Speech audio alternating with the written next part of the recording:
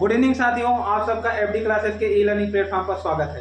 चलिए अभी के क्लास में हम लोग बात करने वाले हैं जो पेपर फर्स्ट सीजी टेट का जो पेपर फर्स्ट हुआ है उसमें आया हुआ हिंदी का जो क्वेश्चन है उसके संभावित मॉडल आंसर के बारे में चर्चा करेंगे। ठीक है, हम लोगों ने 2 वीडियो अपलोड कर दिए जिसमें हमने दोनों पेपर 1 और पेपर 2 दोनों के सीडीपी का मॉडल आंसर हमारे वीडियो जो हमारे चैनल है उसके प्ले लिस्ट में आप जाकर दे सकते हैं। ठीक है, चलिए अब हम लोग पेपर फर्स्ट, ठीक है, ध्यान रखेंगे किसका है भाई, वो पेपर फर्स्ट का है ना, पेपर फर्स्ट का हिंदी है। ठीक है, ये वाला जो अभी चर्चा करेंगे इसमें हम लोग बात करेंगे पेपर फर्स्ट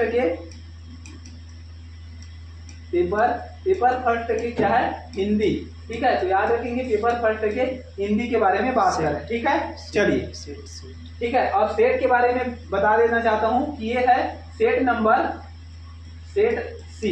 ठीक है, सेट सी के बारे में चर्चा कर रहे हैं। ठीक है, चलिए जुड़ जाएंगे सभी लोग और अपना अपना आंसर मिलाते जाएंगे। ठीक है भाई, चलिए पहला क्वेश्चन देखते हैं क्या है। देखिए, अति प्लस अधिक बराबर अत्यधिक में कौन सी संधि है आपको पूछा गया है। तो याद रखेंगे अति प्लस अधिक में कौन सा संधि है, ये है आपका यण स्वर संधि। ठीक है, याद रखेंगे क्या संधि है, तो याद रखेंगे यण स्वर संधि है। ठीक है, चलिए उसके बाद सेकंड क्वेश्चन है। सेकंड में देखिए, हिंदी भाषा में उन स्वरों की संख्या जिसमें हवा बिना रुकावट के मुंह से बाहर निकलती है, तो क्या हो जाएगा भाई, इनकी संख्या क्या हो जाएगा 11। टोटल स्वर 13 होता है, इसमें और जो आहा विसर्ग आता है इनको काउंट नहीं किया जाता है। तो ठीक है, याद रखेंगे इनकी संख्या कितनी है 11। ठीक है, चलिए उसके बाद आगे बढ़ेंगे। उसके बाद देखिए 33 नंबर का जो सवाल है, अनुनासिक चिन्ह की उपयोगिता के आधार पर संभावित शब्दों में सही शब्द का चयन कीजिए। अनुनासिक के उपयोग के आधार पर, तो याद रखेंगे इसका राइट आंसर क्या हो जाएगा, ऑप्शन नंबर बी पंखुड़ी। ठीक है, क्या होगा इसका राइट आंसर, तो याद रखेंगे ऑप्शन नंबर बी पंखुड़ी इसका राइट आंसर हो जाएगा। ठीक है, चलिए आगे क्वेश्चन है 34 नंबर का, देख सकते हैं यहाँ। चलिए, जिसका कोई शत्रु ना हो इस वाक्यांश के लिए एक शब्द में संभावित उत्तर चुनकर आपको बताना है। जिसका कोई शत्रु ना हो उसे के लिए क्या शब्द है, तो याद रखेंगे अजात शत्रु। जिसका कोई शत्रु ना हो उसके के लिए क्या शब्द है, अजात शत्रु। ठीक है, चलिए घोड़ा शब्द का पर्यायवाची शब्द संभावित उत्तरों में से चुनिए। तो घोड़ा का पर्यायवाची, तो घोड़ा को और क्या बोलते हैं, याद रखेंगे तुरंग। ठीक है, घोड़ा को और क्या बोलते हैं, तो तुरंग भी बोलते हैं। ठीक है, घोड़ा का पर्यायवाची याद रखेंगे तुरंग। चलिए आगे है, दिए गए तद्भव शब्द का तत्सम रूप में संभावित उत्तर चुनिए। देखिए तत्सम और तद्भव के बारे में बता देता हूं। तत्सम जो होता है ये संस्कृत में जस का तस रहता है, ठीक है, और तद्भव जो है उसका परिवर्तित रूप होता है ना। तो देखिए तद्भव पैर है तो तत्सम क्या हो जाएगा, पद। पद को पहले क्या कहा जाता था, पैर को पद कहा जाता है, इसमें तत्सम शब्द में। ठीक है, चलिए आगे बात करें। आगे क्वेश्चन है, नीचे दिए गए 37 का है ना, 37 देख सकते हैं यहाँ क्या दिया गया है, नीचे दिए गए संभावित उत्तर में से सही मिलान कीजिए। तो देखिए डायरी कहाँ का है, तो ये एक विदेशी शब्द है, अंग्रेजी शब्द है। ठीक है, तो ये क्या हो जाएगा विदेशी। उसके बाद याद रखेंगे चरपाई जो है एक देसी शब्द है। ठीक है, उसके बाद याद रखेंगे अफसोस क्या है, अफसोस। ठीक है, अफसोस याद रखेंगे। डायरी कौन सा हो जाएगा भाई, सी। हाँ चलिए थोड़ा सा देखता हूँ अच्छे से क्या भाई, ए का याद रखेंगे ये है देशज शब्द है। ठीक है, उसके बाद बी का याद रखेंगे अफसोस एक क्या है, फारसी शब्द है। ठीक है, याद रखेंगे कौन सा शब्द है, फारसी। और डायरी जो है एक विदेशी शब्द है। ठीक है, उसके बाद अखबार क्या है, ये अरबी शब्द है। तो किस ऑप्शन में दिख रहा है, ऑप्शन नंबर सी इसका राइट आंसर होगा। ठीक है, याद रखेंगे ऑप्शन नंबर सी इसका राइट आंसर हो जाएगा। चलिए उसके बाद आगे है, नीचे दिए गए प्रत्ययों से मिलान कीजिए। देखिए इस बार जो दिया है ये क्या है, प्रत्यय है, और प्रत्यय जो है शब्द के बाद में लिखा जाता है, और शब्द के जो पहले लिखता है उसको उपसर्ग कहते हैं, बाद में लिखा जाता है उसको प्रत्यय कहते हैं। ठीक है, तो निम्नलिखित प्रत्ययों से मिलान का सही जोड़ी बनाइए। तो देखिए चलिए क्या हो जाएगा, आवाज, तो क्या हो जाएगा सजावट, इसका क्या हो जाएगा सजावट। ठीक है, उसके बाद अक्कड़ का क्या हो जाएगा घुमक्कड़, क्या हो जाएगा घुमक्कड़ होगा। चलिए उसके बाद औना का क्या हो जाएगा भाई, तो औना का हो जाएगा बीच औना। उसके बाद ईयल का हो जाएगा अड़ियल। ठीक है, ई से क्या हो जाएगा अड़ियल। तो किस ऑप्शन में है, ऑप्शन नंबर सी में आपको राइट आंसर मिल रहा है। ठीक है, क्या होगा इसका right answer? Option number C. चलिए आगे क्वेश्चन है फिर। देखिए हम लोग इसमें सिर्फ आंसर की बात कर रहे हैं ना, क्योंकि ज्यादा चर्चा नहीं कर सकते, क्लास ज्यादा लंबा हो जाएगा। ठीक है, चलिए नीचे दिए गए अनेकार्थी शब्द का मिलान कीजिए। गति, पानी, अर्थ और अनर्थ, एक कनक। तो देखिए कनक, गति का मतलब क्या होता है? चाल होता है। ठीक है, तो ऑप्शन ये हो जाएगा भाई चाल, पहले का फोर्थ। उसके बाद हो जाएगा आपका पानी, तो पानी को और क्या कहते हैं? जल और चमक। ठीक है, उसके बाद अर्थ, अर्थ का मतलब होता है धन और मतलब। उसके बाद कनक, कनक का मतलब होता है सोना और धतुरा। तो ऑप्शन नंबर सी में आप देख सकते हैं। ठीक है, किसमें हो जाएगा? ऑप्शन नंबर सी इसका राइट आंसर होगा। क्लियर है? चलिए जिनको भी किसी क्वेश्चन में डाउट रहता है कमेंट कर देंगे। ठीक है, चलिए आगे है नीलकमल शब्द में कौन सा समास है? तो नीलकमल में कौन सा समास है? कर्मधारय समास है। क्यों? नीला है जो कमल, कमल के समान नयन। ठीक है, तो क्या हो जाएगा इसका right answer? Option number B. ठीक है, चलिए आगे बढ़े। कमल के समान नयन। ठीक है, चलिए 41 का देखेंगे। ये जो शब्दांश शब्द से पहले लगकर उसका अर्थ बदल देते हैं उसे क्या कहते हैं? देखिए शब्द के पहले लगता है उसको क्या बोलते हैं? उपसर्ग, और बाद में लगते हैं उसको क्या कहते हैं? बाद में लगने वाले को प्रत्यय कहते हैं। ठीक है, तो इसका राइट आंसर होगा उपसर्ग। चलिए आगे है 42 का देखिए। जिसे देखो वही मोबाइल से खेल रहा है, जिसे देखो वह मोबाइल से खेल रहा है, उपरोक्त वाक्यों में कौन सा सर्वनाम है? देखिए जिसे देखो, जिसे, जिसको, ये जो, सो, ये जो आता है वो क्या हो जाता है? तो वो होता है आपका संबंधवाचक सर्वनाम। ठीक है, याद रखेंगे जो, सो, जिसे, जिसे, जिसको, ये सब आता है वो क्या होता है? वो होता है संबंधवाचक सर्वनाम। ठीक है, चलिए उसके बाद है दास्ता। दास्ता शब्द में कौन से प्रकार के अंतर्गत है? तो दास्ता में किस प्रकार का संज्ञा है? तो दास्ता में कौन से प्रकार का संज्ञा भाई? याद रखेंगे भाववाचक संज्ञा है। कौन सा है? तो दास्ता क्या है? गुलामी, भाववाचक संज्ञा। ठीक है, चलिए 44 देखते हैं, नीचे है 44 नीचे है ना। चलिए तुम बहुत मिठाई खाते हो, तुम बहुत मिठाई खाते हो, इस वाक्य में कौन सा विशेषण है? तो देखिए तुम बहुत मिठाई खाते हो, आप लोग भी बहुत खाते होंगे है ना, तो क्या हो जाएगा? अनिश्चित है और परिणामवाचक विशेषण। ठीक है, क्योंकि बहुत क्या होगा? निश्चित नहीं है, तो क्या होगा? अनिश्चित परिणामवाचक विशेषण। ठीक है, चलिए आगे है, आगे 45 क्वेश्चन नंबर देखते हैं। अब 45 में है वाक्य के कौन से अंग होते हैं? तो वाक्य के दो अंग होते हैं भाई, एक होता है उद्देश्य और दूसरा होता है विधेय। ठीक है, याद रखेंगे। चलिए नेक्स्ट है 46 नंबर। नीचे दिए गए वाक्य को शुद्ध रूप में लिखिए। तो देखिए मुझे चाय एक गरम कप चाहिए, तो क्या होगा भाई?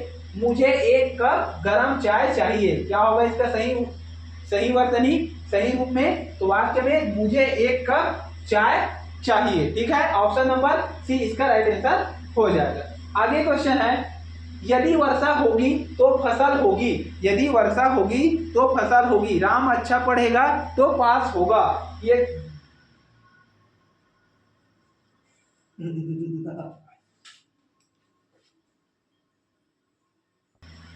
चलिए नेक्स्ट क्वेश्चन की बात करते हैं। इसका राइट आंसर क्या हो जाएगा? तो याद रखेंगे मुझे एक कप गरम चाय चाहिए। ठीक है, अगला क्वेश्चन है, हम लोग किसमें आए थे? इसमें आए थे है ना।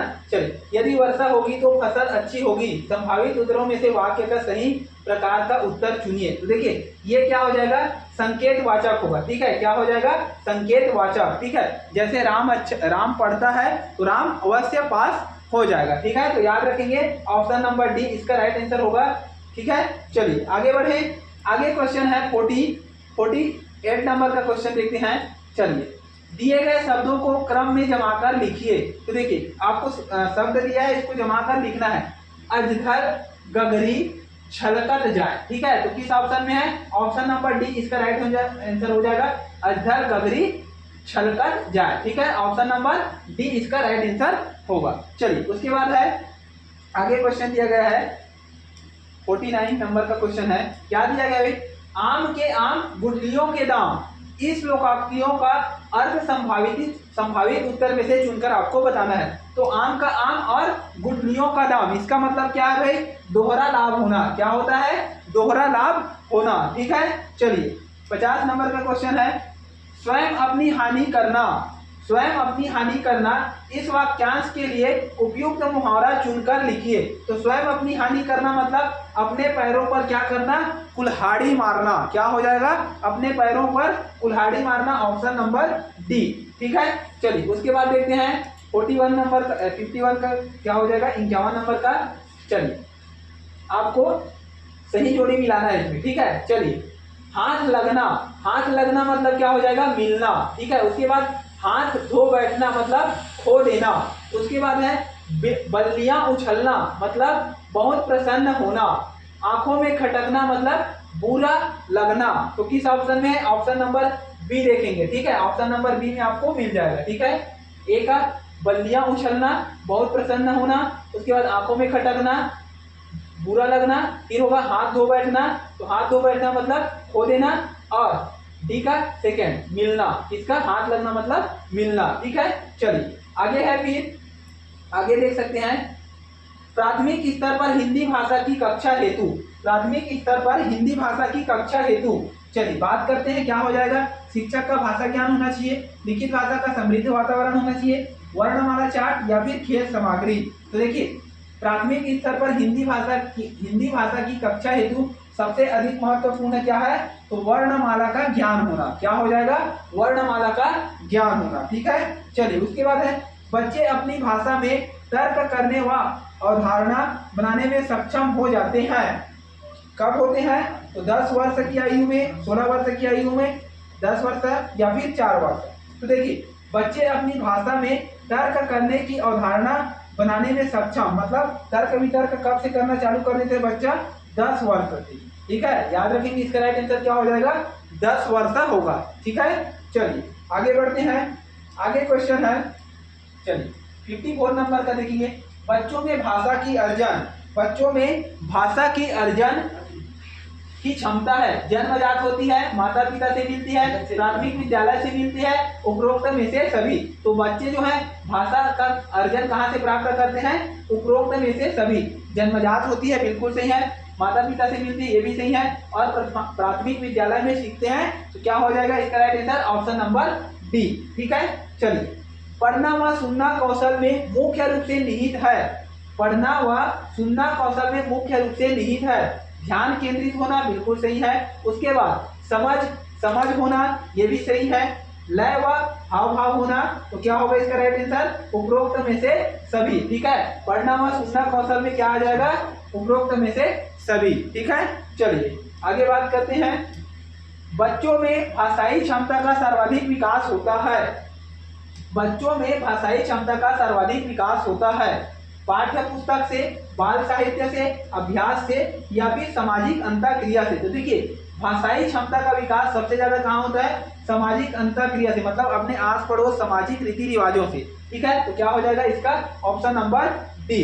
चलिए आगे है, प्रारंभिक स्तर में लेखन कौशल के विकास की शुरुआत करनी चाहिए। तो देखिए प्रारंभिक स्तर में जो है बच्चों को लेखन कौशल कैसे सिखाना चाहिए, चित्रों में सही तरीकों से रंग भरकर। ठीक है, क्या होगा, चित्रों में सही तरीका से रंग भरकर। ठीक है, तो क्या हो जाएगा, ये प्रारंभिक लेखन कौशल का शुरुआत कराना चाहिए। ठीक है, चलिए आगे है, उसके बाद है 58 नंबर का क्वेश्चन देखते हैं। 58 में क्या दिया गया है भाई, लेखन कौशल में समुचित आकलन के लिए सबसे उपयुक्त विधि है। तो लेखन कौशल कैसे आ सकते हैं बच्चे का, सुलेख कर, मतलब एक व्यक्ति एक मतलब इमला कहते हैं, इमला भी कहते हैं इसी को, क्या कहते हैं, बोल रहे हैं और बच्चे लोग लिख रहे हैं, तो इसके माध्यम से क्या है, सुलेख विधि की जांच कर सकते हैं। ठीक है, तो ऑप्शन नंबर बी इसका राइट आंसर हो जाएगा। चलिए भाषाई आयोग के आकलन के संबंध में सत्य कथन है, भाषाई कौशल के आकलन के संबंध में सत्य कथन है। तो क्या हो जाएगा, आकलन केवल छात्रों के लिए उपयोगी होता है। देखिए केवल है मतलब बिल्कुल गलत है, भाषाई कौशल अन्य विषयों की कक्षा भी परखा जा सकता है, बिल्कुल सही भाई, भाषाई कौशल से अन्य विषयों की कक्षा भी परखा जा सकता है। ठीक है, तो इसका राइट आंसर क्या होगा, ऑप्शन नंबर बी इसका राइट आंसर हो जाएगा। ठीक है, चलिए आगे बढ़ते हैं, भाषा के सभी पक्ष और योग्यता की जांच हेतु होना चाहिए। तो देखिए भाषा के सभी पक्ष योग्यता की जांच हेतु क्या होना चाहिए? प्रभाव मूल्यांकन, आंतरिक मूल्यांकन, लिखित मूल्यांकन या फिर सतत मूल्यांकन। तो क्या होना चाहिए? भाषा के सभी पक्षों की जांच के लिए जो है सतत मूल्यांकन होना चाहिए। क्या होना चाहिए? सतत मूल्यांकन होना चाहिए। ऑप्शन नंबर डी इसका राइट आंसर हो जाएगा। ठीक है भाई, चलिए जिसको भी किसी भी क्वेश्चन में अगर डाउट है आपको तो प्लीज कमेंट बॉक्स में कमेंट जरूर कीजिए। और CDP बाल मनोविज्ञान का दोनों ही पेपर का हमारे चैनल पर वीडियो अपलोडेड है, तो आप वहां जाकर उसको देख सकते हैं। ठीक है, चलिए तो मिलते हैं नेक्स्ट वीडियो में। जय हिंद, जय छत्तीसगढ़।